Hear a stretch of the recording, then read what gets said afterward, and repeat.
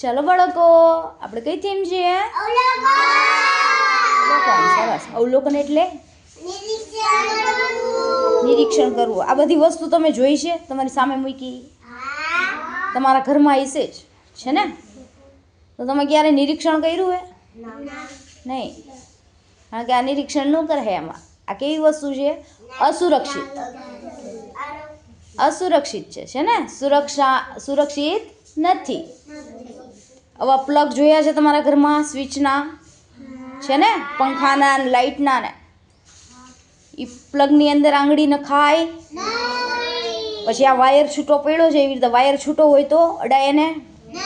Road રસ્તા ઉપર કે થાંભલાના વાયર હોય, ક્યાંય બહાર રખડતા હોય, ઘરમાં રખડતો હોય વાયર, તો અડાય ને?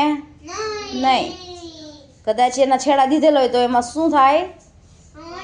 શોર્ટ આવે ને? ચાલો, તેના પછી શું છે? બ્લેડ. પપ્પા ઘરે શેવિંગ કરતા હોય તો બ્લેડ ઘરમાં રખડતી હોય છે ને, તો અડાય નહીં, કારણ કે એનાથી લાગી જાય, આંગળી કપાઈ જાય, વારે ન લાગે. કાતર એ બધા એના ઘરમાં હશે છે ને? કેટલા લઈને રમે છે? કાગળ કાપતા હોય ને એવું કરતા હોય તો તમે ડાયા. કાતર ડાય નહીં. ચાલો, આ વાટકીની અંદર કેવું પાણી છે? ગરમ. તો મમ્મી સામેથી ગરમ પાણી લઈને આવતા હોય કે ક્યાંય ગરમ પાણી ચૂલા ઉપર થતું હોય, ગેસ ઉપર થતું હોય તો હાથે ન નખાય, ત્યાં રમાય નહીં. રમતા રમતા પડી જાવ તો તમને ખબર ન હોય. ખબર હોય નહીં તો ગરમ પાણીથી ને દૂર રહેવાય. ચાલો, તેના પછી શું છે? હા, સરસ. ટ્રાય કરાય કોઈ દિવસ કે આ કેવી રીતે સળગે છે? મમ્મી ને પપ્પા કરતા હોય તો આપણે જોયું હોય, તો આપણે એ ન હોય તો ટ્રાય કરીને પણ કરાય વસ્તુ નહીં.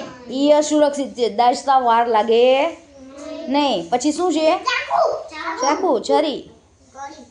મમ્મી એમ કે જા રસોડામાંથી તું છરી લઈ આવ, મારે શાક સુધારવું છે, તો નહીં. મમ્મીને શું કહેવાનું? હું લઈ આવીશ નહીં, હજી હું નાની છું, લાગી જાય તો છે ને? તો આ બધી વસ્તુ કેવી છે? અસુરક્ષિત. ઘરમાં એકલા હોય તો આ વસ્તુથી રમાય નહીં. ઘરમાં કોઈ હોય તોય ન રમાય. આ વસ્તુ અડાય જ નહીં. સમજાણું? સમજાય છે ને? આ વસ્તુ ક્યારેય અડવાની નહીં. ચાલો, સરસ. સમજાણું? મજા આવી?